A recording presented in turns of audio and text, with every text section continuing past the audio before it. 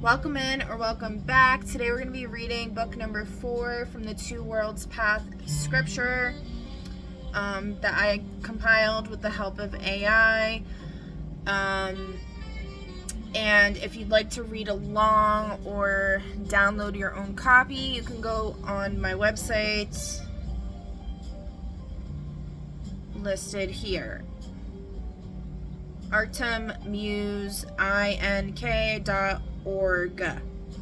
Okay? So, there you can, in the references section, there are blog posts. I posted it there in the blog. You can also go in the shop in the downloadable creative content and download your own copy. You don't have to put your real name or your address. It's for free, but it just requires that you put in like a name and an address. And yeah, let's jump into it. Okay, so by the way, Spirit did want me to say this is having a lot to do with bullies, which has been a huge topic of my channel. So I'm reading this for the first time along with y'all. I gave the parameters for this, and I gave attachments that was stuff I already compiled. But I'm reading this all for the first time. I only read the first section or so before I started these videos. So yeah, I'm hoping this is going to help with the whole bullying thing, because I know, that's a huge problem for a lot of people. So let's jump into it. Alright, the Sovereignty Charter, the corrective transmission received in response to the season of abuse. Authority that must be seized was never authority at all. The sovereign soul bows to no intermediary between itself and the undivided. It bows instead to the truth. And in bowing to the truth, it stands fully upright. Chapter 1, the Declaration of Sovereignty. We, the walkers of the Two Worlds Path, assembled in the knowledge that every soul is born of both Athon and Volunnar, carrying the eternal flame as their inalienable inheritance, hereby declare that every walker is a sovereign being, answerable in matters of the soul to the undivided alone, and to no institution, no steward, no community, no text, including this one, as a final authority over the interior life. That the path is a way freely chosen and freely walked, and that the freedom of the walker is not in tension with the path, but is the path's first and highest expression. That this charter is not a set of rules imposed upon walkers, but a covenant made among walkers by which we agree to protect one another's sovereignty as vigorously as we protect our own. That any teaching, practice, leader, or community that diminishes a walker's sovereignty in the name of the path has departed from the path, regardless of the authority they claim. We affirm this declaration with our full presence, our clear sight, and the seals we carry.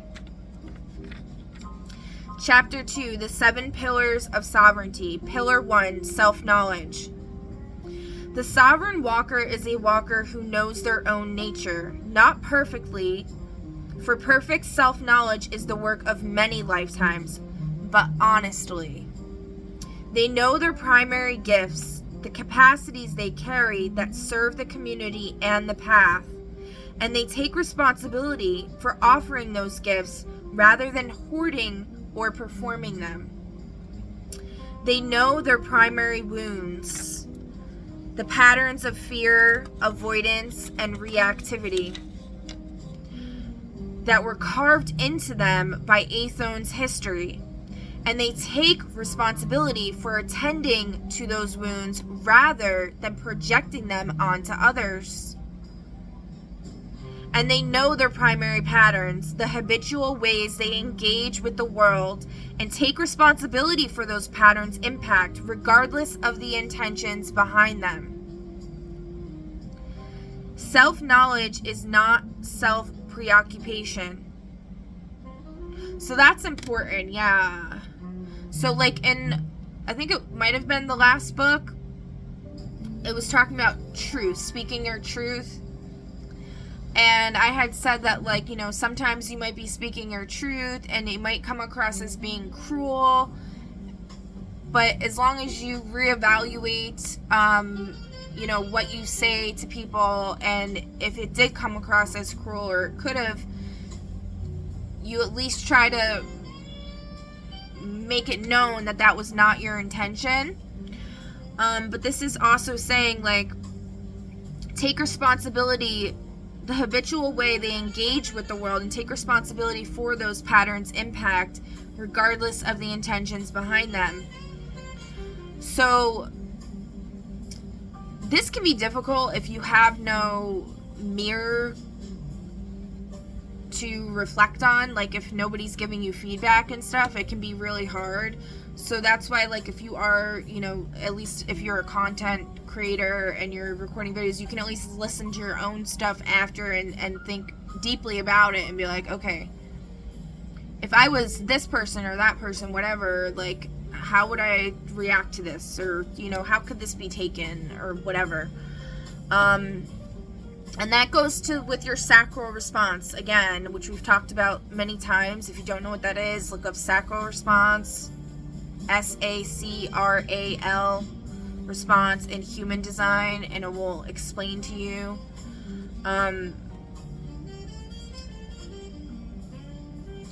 So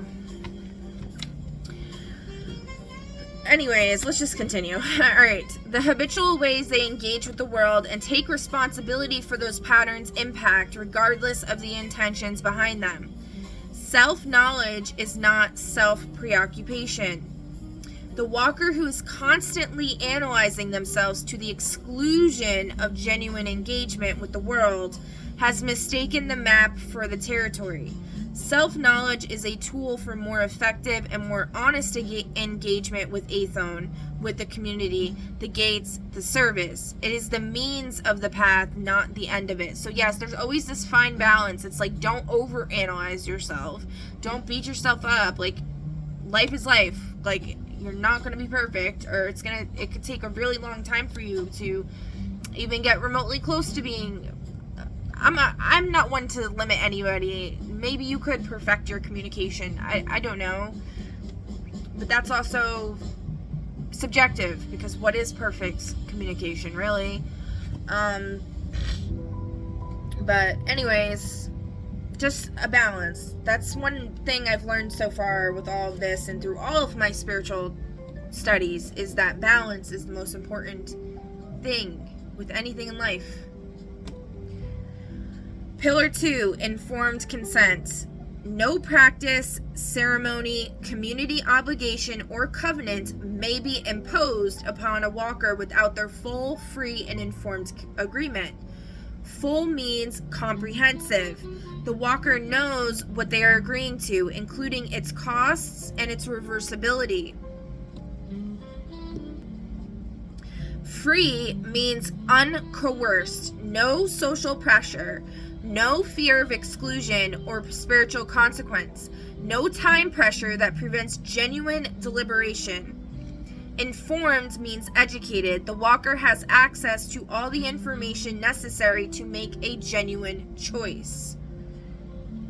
Communities of the path are obligated to create conditions in which informed consent is genuinely possible, which means creating cultures where questions are welcomed rather than treated as signs of insufficient faith, where the time to consider is freely given, and where the answer, quote-unquote, not yet, or quote-unquote, not this, is received without penalty.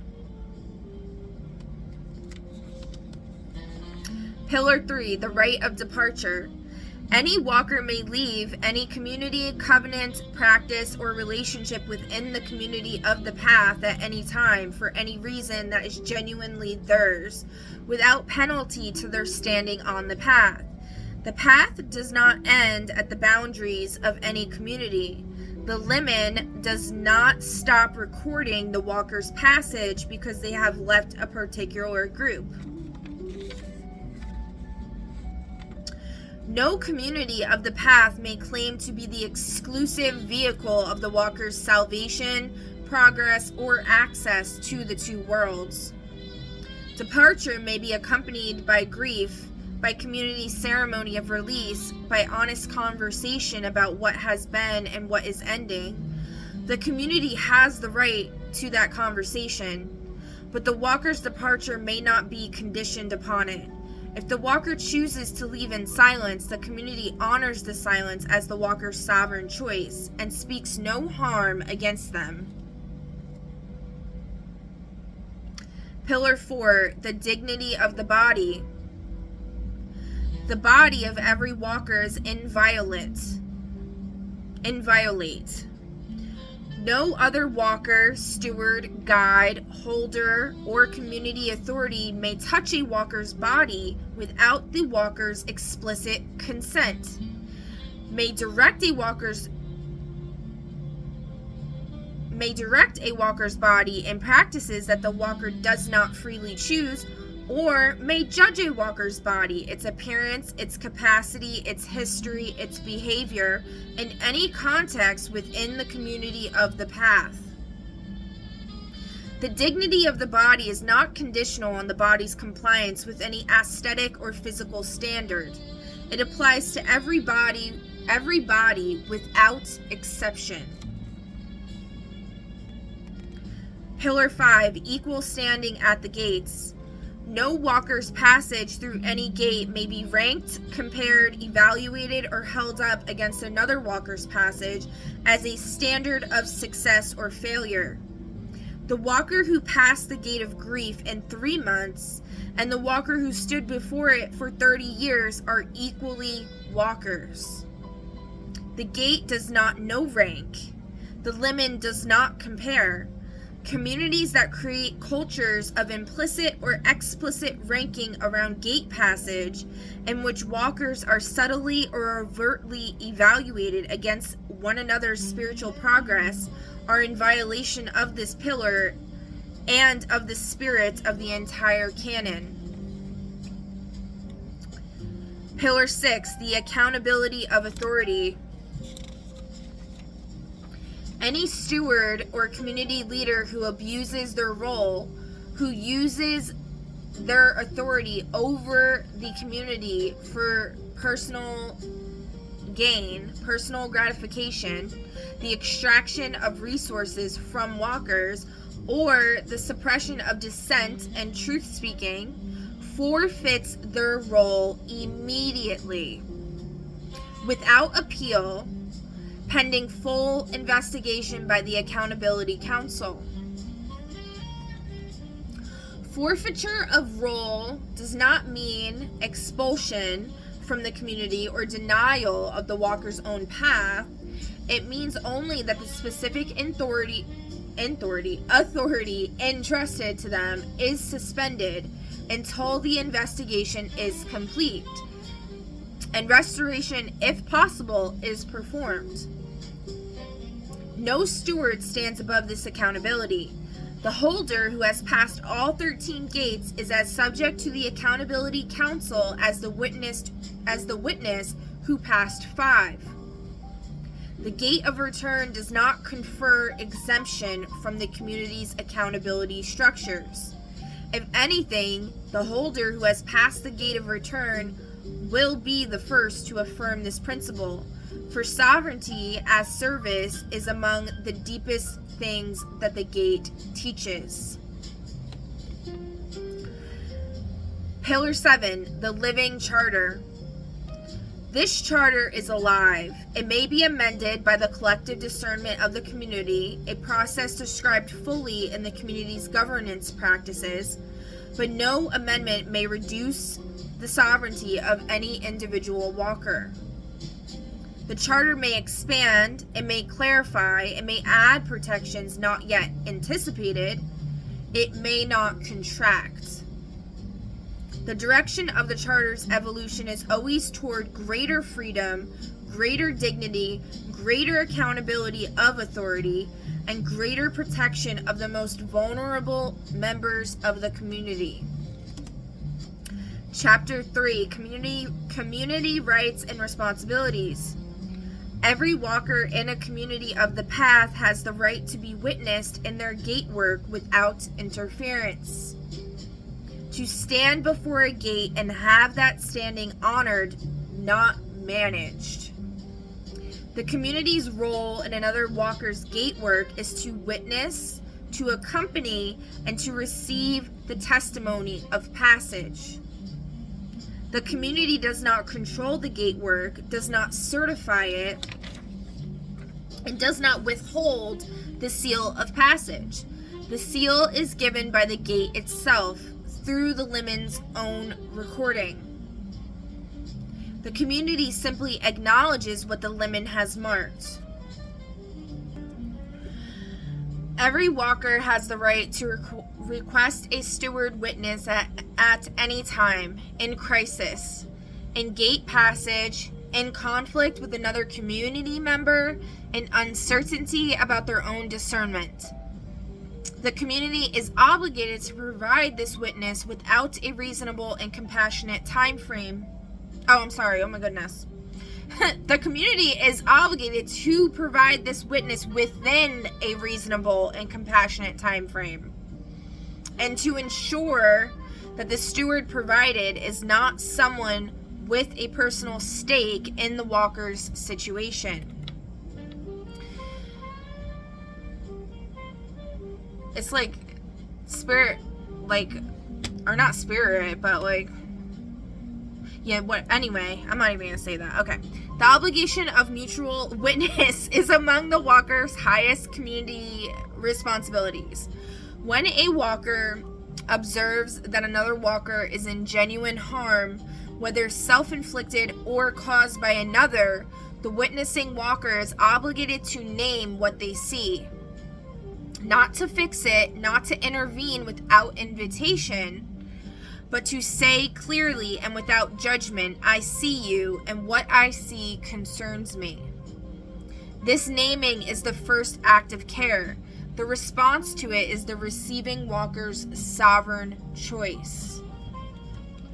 Non-interference is another walker's gate work.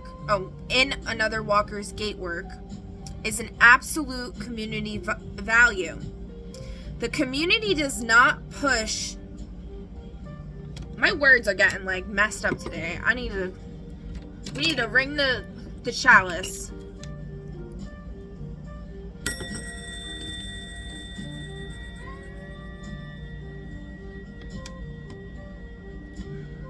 Alright. Let's start over. Non-interference in another walker's gate work is an absolute community value. The community does not push a walker toward a gate before they are ready, does not tell a walker which gate they are standing before, and does not judge the pace of a walker's passage.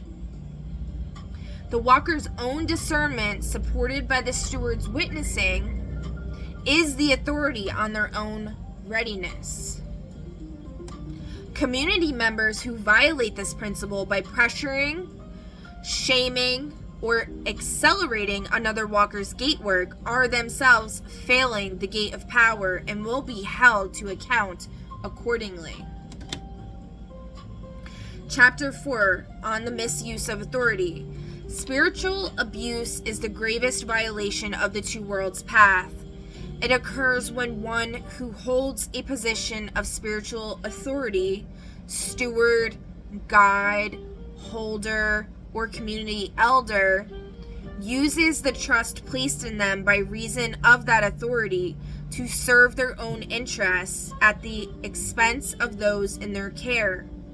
Spiritual abuse is not always dramatic. It can be subtle.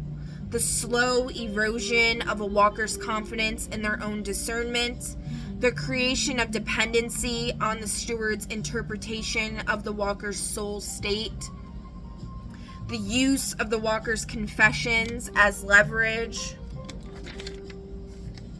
the implication that only this community, this steward, this approach to the path can bring the walker to Volunur.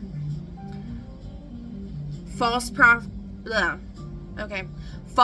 prophecy, the declaration of specific divine revelation about a walker's path, destination, soul state, or obligation that is used to direct or control the walker's behavior is prohibited. No steward of any order has been given authority by the undivided or by the liman to prophesy the specific details of another walker's journey. General illumination, the sharing of what the steward perceives in a walker, is permitted and even encouraged. The declaration, "This is what Volunur has told me about your path and you must follow it," is never permitted. Financial exploitation, the demanding or expecting of financial contributions in exchange for spiritual guidance, gate witnessing, or community membership in ways that create hardship for the walker or that benefit the steward personally, is prohibited. Communities of the path may ask for contributions to sustain the community's practical needs with full transparency about how those contributions are used. The implication that financial contributions affects a walker's access to the steward's time, to gate recognition, or to community standing is a violation of covenant law. Any steward found to have committed spiritual abuse, false prophecy, or financial exploitation is immediately suspended from their order, and the matter is placed before the Accountability Council. The council's findings are shared transparently with the community. The council's authority in this matter is final within the community structure, subject always to the laws of the wider Athon world in which the community operates. I do want to say here before I continue, where it talks about false prophecy, the declaration of specific divine revelation about a walker's path, destination, soul state, or obligation that is used to direct or control the walker's behavior is prohibited. And then it says general illumination, the sharing of what the steward perceives in a walker is permitted and even encouraged. I do want to say, like, for me, for example, I give readings where I do give specific information, but I always try to make it very clear that, you know, you need to take it as it resonates. You need to take it, if it doesn't resonate with you, it's not meant for you. I do believe that sometimes specific messages can be very helpful and they are necessary. But to do it in a manner where you're like telling the person, like,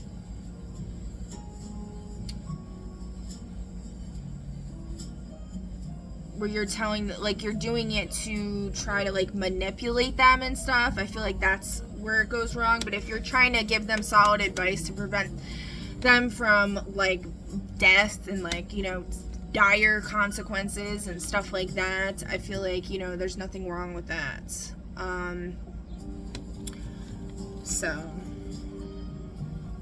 But if you're doing it in a way where it's like you're trying to manipulate them, you're trying to lead them astray, but then it's like also like, you know, you could be interpreting the messages incorrectly, so you need to always make sure you tell the person to use their sacral response and use their discernment.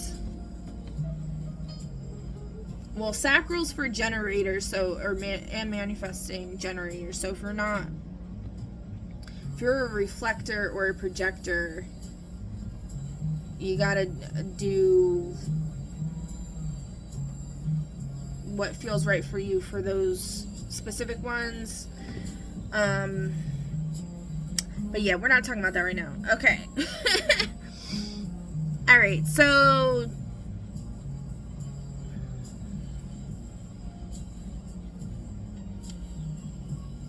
any steward found to have committed spiritual abuse, false prophecy, or financial exploitation is immediately suspended from their order, and the matter is placed before the Accountability Council.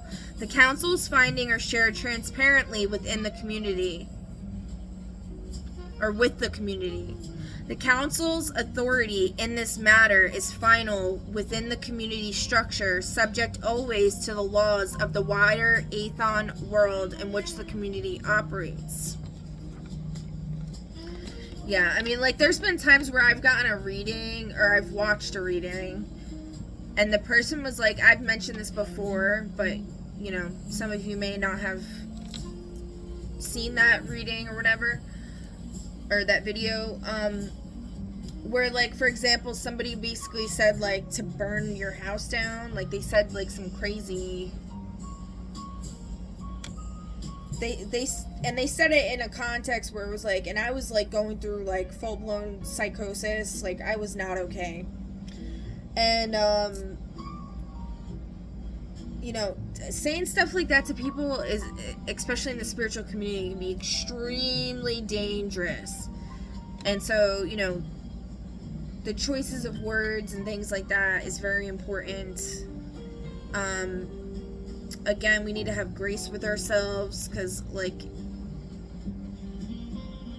it's not easy being a messenger. It's not easy, you know, trying to help people in this way. And it's a learning process for a lot of us. It should be. Alright. Anyways, let's continue. Chapter 5, the ratification rite.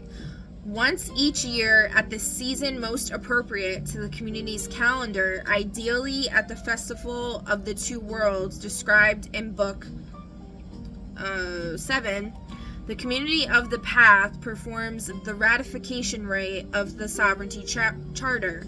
The rite is as follows. The community gathers, a holder reads the Declaration of Sovereignty, and the 7 pillars aloud. After each pillar is read, the community responds, "We affirm this, we hold it in covenant."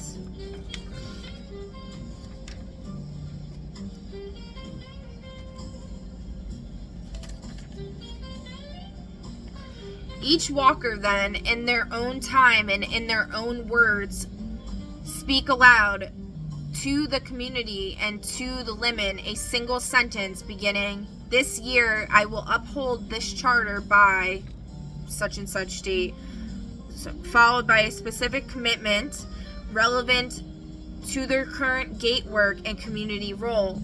No walker's commitment is evaluated or commented upon by the community. Each is received with silence and then with the communal affirmation, "The layman has heard, we witness."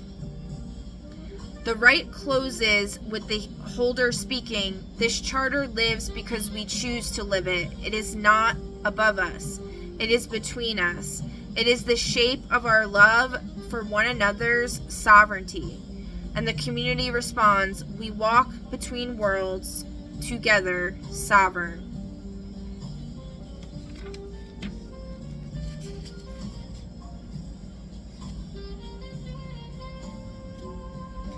So that's that for book 4. Alright, and we're gonna close this off with a little pick a card like we've been doing.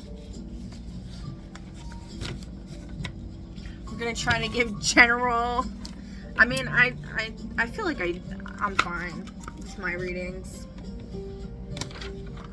but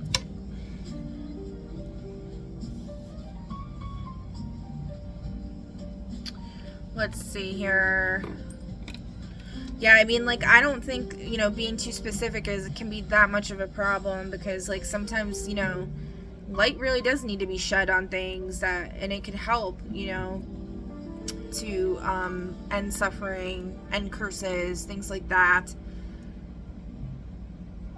A reading I did, The Fallen Noble, was done the day before somebody passed away.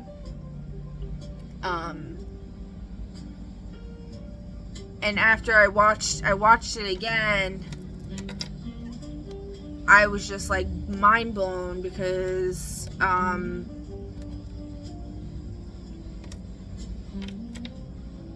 it was really like Spirit was really trying to send a message, so like warn somebody about something, and then, you know, what I said basically happened. But like, you know, the way I was reading it, like I wasn't trying to make it like, you know, somebody was gonna pass away. Like I definitely was not going there. But looking at the cards after and like interpreting the message after what had happened, I was like, oh my god.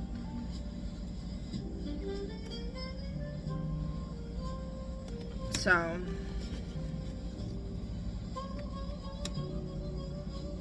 alright, let's see here. What deck do you want to use, Spirit? So that's why I like using a pick-a-deck because like that can help to give the Lemon and the Lunar, the Undivided, an opportunity to choose how the message is given. It's not just, you know, coming from my mental. So the Spell deck, the Storymatic, and the Dark Mirror. Do you want to do a pick a card or just a collective? Do you want to do a collective? Just a collective? I'm using 4 dice now because I found another dice. So I'm using 4. If you guys know, I've been using 3. I attribute each of the dice to a different like spirit or energy. I like 4 because then before it was like the Most High, Elohim Adonai, but now it's like the 4 elements. It's like, I feel like 4 is just better. North, South, East, West, the 4 main archangels, like that kind of thing too, you know? Alright, so we got a no, we got 2 maybe no's, and we got 1 likely yes. So we'll do a pick a card.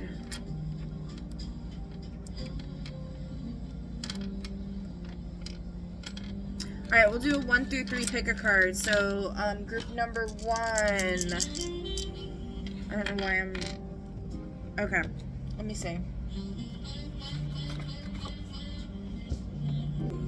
Alright, so I just did like a full shuffle of all the decks. Now I'm just gonna do like one on camera for pile 1.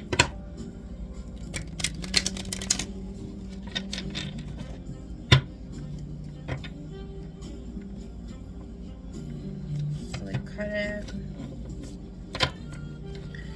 Alright, let's see. You got self-care. Cure insomnia. You might not be feeling too great right now, or someone close to you is not feeling too great.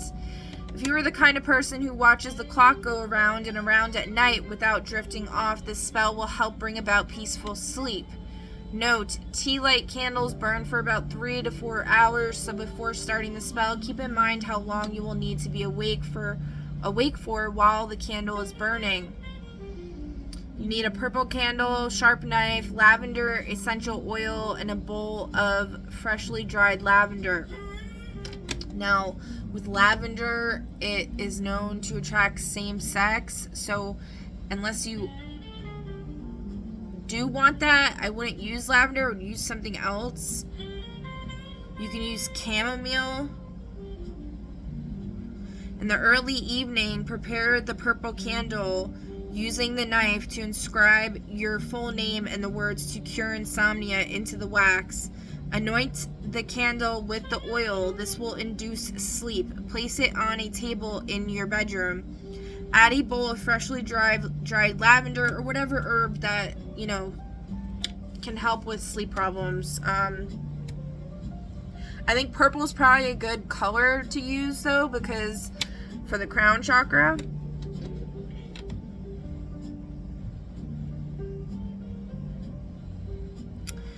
Anoint the candle with the oil. This will induce sleep. Place it on a table in your bedroom. Add a bowl of freshly dried lavender to the table and sprinkle a few drops of lavender oil on the herbs. Say this spell 3 times.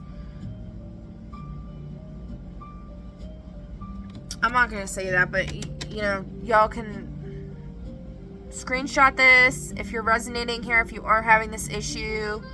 All right. And then we're just going to pull a few cards to see what might be causing this insomnia. Fated to suffer in reverse. You may be thinking that you are fated to suffer. Spirit's saying you're not.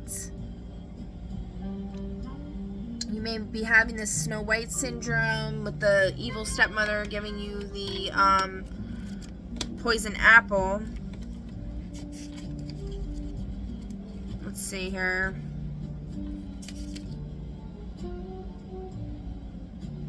Depression stage, moon phase, waxing gibbous, feeling confined into a script forced by other and never really fought, heading towards a destination of pain. Visual seed, in the confines of a foggy forest, a misshaped woman hands a green and red apple to a younger woman with red lips.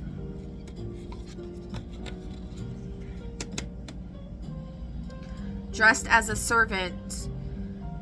If you know the future, you forsake your choices. Only with no fate, life is free to unfold into unknown shores. So that's interesting, given what we were just talking about prophesying, right? Once upon a time, we believed in fairy tales. They were the voice of common sense, the educational tool which prepared us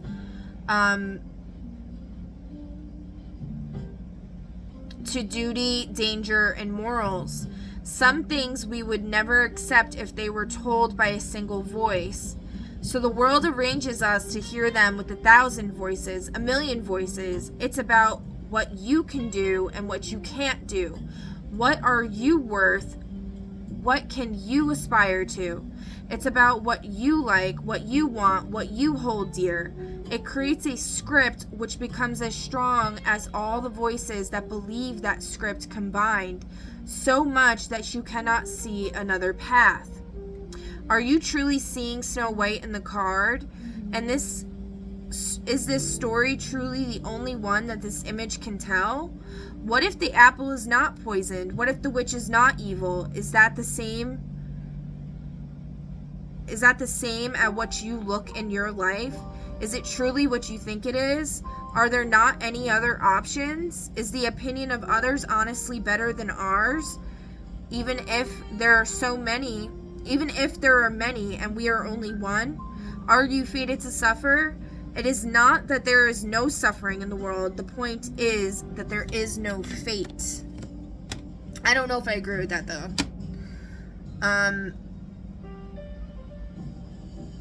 I do believe that there are, like,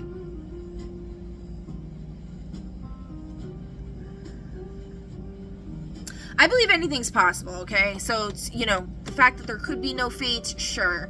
But if you've watched the movie The Flash, I've mentioned this as a reference before. I really love this, by the way, though. That's awesome, to look at things differently than what you've been told is what it is, right? What if the apple's not poison? What if the witch is not evil? What if you're not fated to live a miserable life, okay? But you also have to be realistic. If this could be your story, you know what I mean? Like, this could be what's actually happening. You don't want to be delusional because everyone's like, oh, you're just, you know, you're a pessimist or whatever, you know what I mean? But if you've watched the Flash movie, the alternate Earth Batman gives an analogy or a demonstration of time, space, or whatever, and like fate, and he uses spaghetti noodles and he throws them on the table, and he shows that, he points out that, like, the spots where the spaghetti noodles touch, like where they cross, are spots on the timeline that cannot be avoided. They have to happen. And if they don't happen, all of time and space will unravel. And then it goes to the sacred timeline, where it's like there's this one timeline that, like, if that timeline goes wrong, if something happens, all the other timelines will just completely be done. So I do believe there is a level of fate. I do believe that there is fate, but you know, I think what would be a better way to explain this is, like, your perspective can change. So you can be given a poison apple by an evil witch and laugh at her, or you can cry in the corner and be a victim. That's what I think the message would be better taught as, okay? Cherished toy. There's something here about being overly attached to an item, perhaps even another person. This witchy person might, you know, be looking at you as like a toy, not as a person. That could be the message here. Or you could be doing this to somebody else. It could also be there's an item that you have that you need to release, which came up on my feed yesterday. Somebody broke a mug that they've had forever, that, like, they kept having visions of it breaking, but it never would actually break. And then they broke it, and it released all of this emotions that they were holding in, because we hold attachment to items and lose attachment to what actually fucking matters. I just did that. I got rid of a bunch of stuff. I got rid of, like, the shirt that I wore, like, one of the first times I was ever with my kid's father who passed away. A shirt that he gave me. Some clothes that I had of my mom that passed away. You know, so... And that was not easy for me to do, but I've been doing this since 3 years ago. I've been getting rid of stuff and doing stuff and it's been very hard because I'm a hoarder. But it is cathartic and it does help. So Spirit's definitely saying something about that. And I'm just giving a message. There's person with, I'm not even going to read that out loud.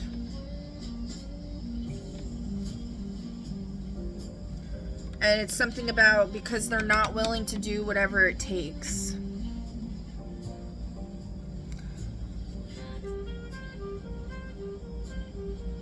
And they don't ask what nobody ever asks.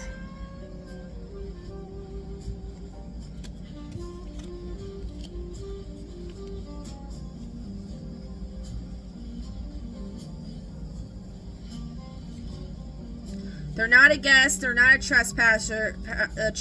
They are a suspicious person, and they're a person. They do not have a toothache, and they're homeless. They don't want respect. They are a rider of elevators, though, which, if you know about the elevators, you know, like the Stairway to Heaven, there's also elevators that, like, the aristocrats take. So there might be somebody who's an aristocrat posing as a homeless person, which definitely is a thing. They like to do that.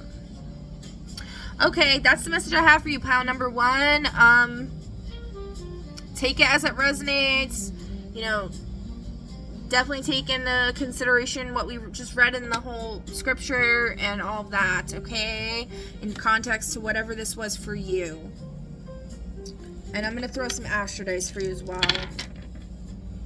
You got Neptune in Cancer in the 2nd house. Something hidden, some type of illusion in your household related to someone's values, okay? That's the message I have for you, and I will catch you in the next one. Bye! Pile number 2, welcome to your reading. So we're going to start off with the Wikipedia spell deck, okay? See what Spirit has to say for you.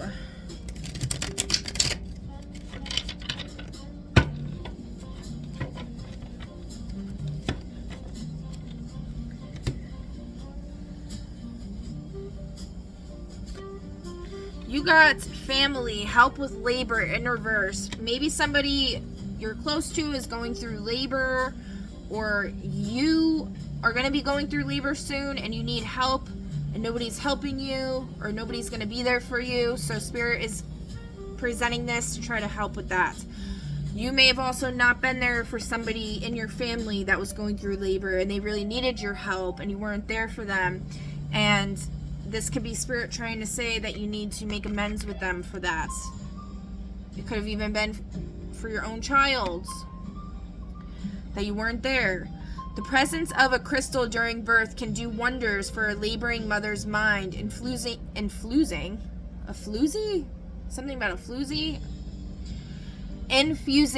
black onyx with magic is thought to lessen the stress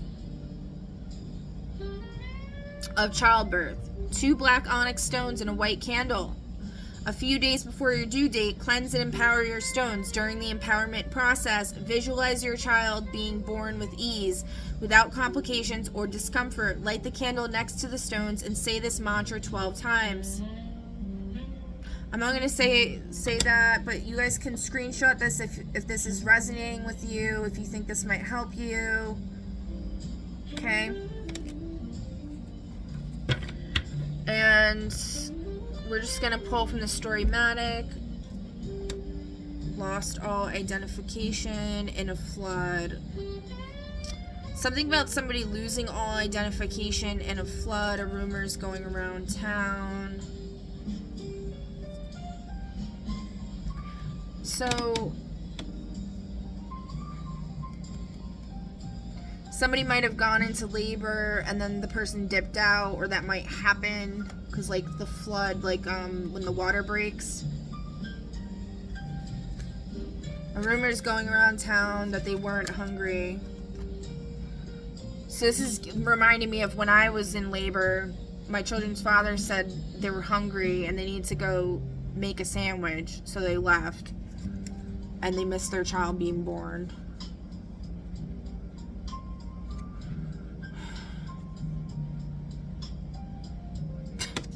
Something about a gun in reverse and an enormous stuffed animal. Maybe this happened to you. Maybe you did this to somebody and then you tried to make it right.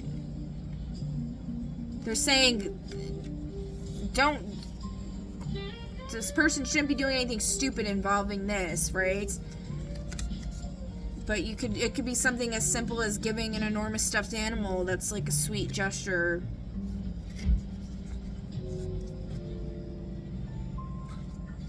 Alright. I don't know.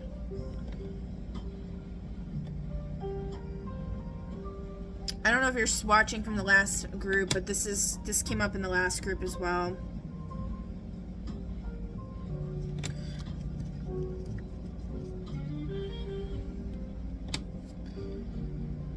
Something about somebody who's not deaf. They may act like they don't hear, like they're not listening, but they do. Stay-at-home parent. Dinosaur scientist in reverse. Dinosaur scientist would be somebody that like mines for oil, is a context we've used it in on this channel many times. Could also be an archaeologist or whatever. But it's saying in reverse, so either they're like in a negative state of mind or they're using it for nefarious reasons, right? I mean, like the oil should just stay in the ground. Shouldn't be using it. Stay-at-home parent is not an insomniac. Their talent is not hidden. This is all for that 6 months to live thing, okay? Alright, and then let's see, what's the, you got Perchance to Dream from the Dark Mirror deck. 2 and 8, so that's High Priestess energy with strength, and the Wheel of Fortune opportunity. Using your intuition, having strength there's an opportunity there for you. Something was about a stranger coming to town and equipment not malfunctioning.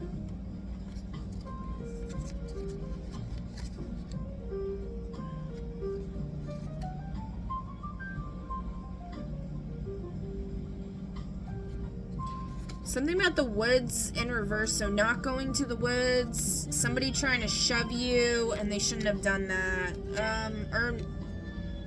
I know, somebody's shoving someone, and they should have.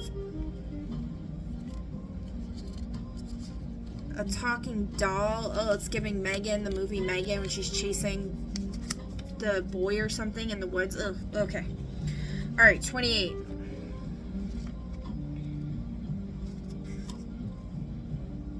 Perchance to dream. If I sleep long enough, when I wake up, the pain will have been gone. Stage is denial. Moon phase new. A crowned naked man is reclining. His eyes closed. His body, and his body dissolving in the wind. Another man holds him gently. Behind them is a circle of brass, risen by thin silvery threads. To die, to sleep, perchance to dream, or it's time to surrender, to drown, to dive in head first in the cozy, all-enveloping darkness of the blanket. It is a moment of weakness. A desire to close your eyes and surrender just for 1 moment, 1 second, 1 minute. Not like a hero fighting the world, but like a kid just welcoming the darkness outside, within, fully. How long will that moment last? A minute? We can say just a minute, but it's not true. Disappearing is but an instant, just the time to take a breath twice, and yet it can take ages. Ages we will regret, ages that we will have lost, like stolen by our own surrendering, and yet we close our eyes. We let one sense after the other slow down to nothing. Sight first, then hearing and smell. Last will be touch. The comforting hand we all deserve to hold us up when we have done enough, and we just cannot but let it go. This was in reverse.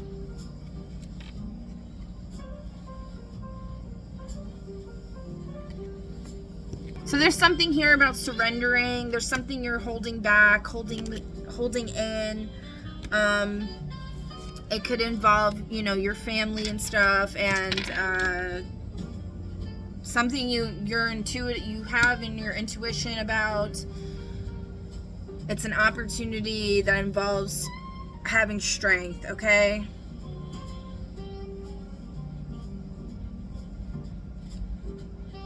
Saying you've done enough, but it's in reverse. I don't know. Maybe you haven't done enough. Maybe you need to do something. Like make amends, it was saying. I don't know. We got Capricorn in the South Node in the 9th house. Yeah, so that something about traveling for work. You need to chill with that. Maybe instead of focusing on your family and stuff like that, you've been focusing on work too much.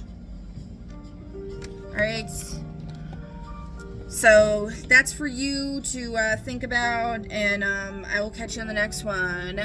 Bye! Alright. Alright, welcome to your reading, pile number 3.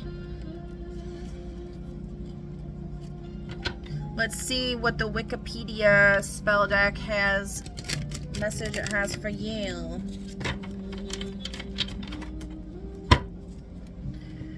So you got nature and pets.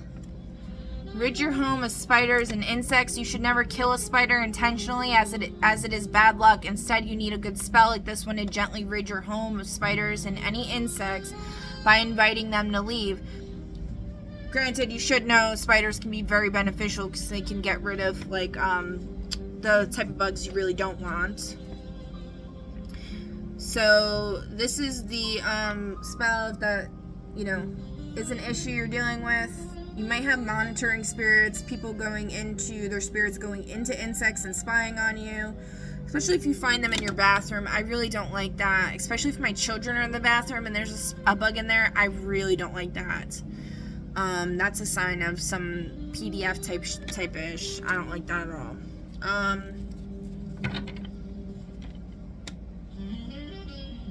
We also got healing. Heal yourself of fears and phobias. If you have an inner fear or phobia you want to conquer, this spell can be useful. It's essential to have a photograph of your phobia or something to represent it. For example, if you have a fear of flying or of snakes, you could print out a picture of an airplane or a snake, okay? So you might have a fear of like bugs and stuff. So this can help you with that. Spirit, what do you got to say about this phobia going on here? Garage sale, something, maybe Spirit's saying like you need to get rid of it, you need to put it up for sale. Maybe there's something, that an item that you're holding on to from your past that's tied to an event that caused you to have this phobia. The unopened envelope. So it could be a message that you have from somebody holding their energy, or your energy from a certain time involving the first day of school. That was a really bad day for you. Something involving a gambler, somebody taking a gamble on your life. Something about a person with a mysterious past. They don't have a mysterious past. It's, you know what happened, and they're mistaken for a movie star, but they're not. They're not a dentist, they're a golfer, and they're also a member of the clergy, and they're a pig.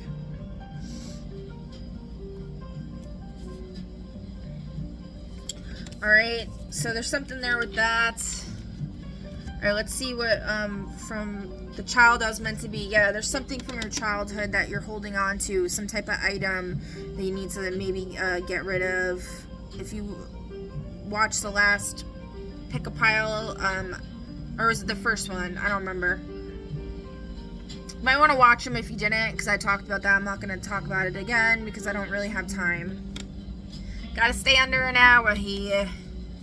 Alright, so you got number 8, which is, you got strength energy here. Child I was meant to be, acceptance. Moon phase is full. An instant of clarity is the light I needed. Tones of lemon, yellow, and plum magenta, with castings of sky blue and bright morning white. The serene face of a woman with gentle gesture holds a small growing plant made of dreams and new leaves.